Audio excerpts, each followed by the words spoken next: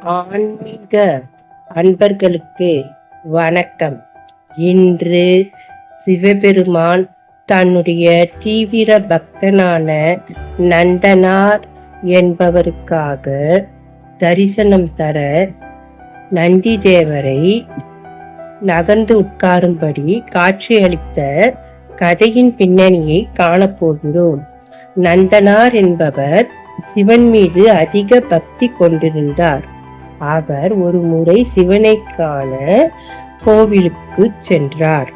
அவர் கோவிலுக்குள் செல்ல முடியாத வகுப்பினை சேர்ந்தவர் என்பதால் சிவனை காண நந்தி குறுக்கே இருப்பதைக் கண்டு மனம் நொந்தார்.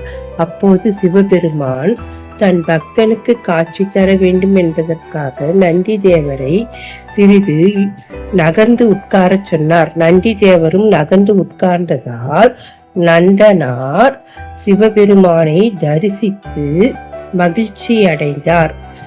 இதிலிருந்து நாம் அறிவது என்னவென்றால், நாம் இறைவனை நோக்கி ஒரு அடி நகர்ந்தால் இறைவன் நம்மை நோக்கி பல அடிகள் முன்னேறி வருவார்.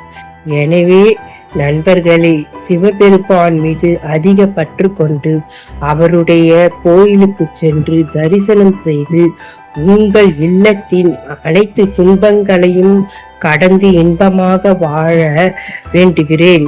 இது போன்ற ஆன்மீக கதைகளை நீங்கள் தெரிந்து கொள்ள விரும்பினால் ஆன்மீக குரு சேனலை லைக் செய்யுங்க, ஷேர் செய்யுங்க, சப்ஸ்கிரைப் செய்யுங்க.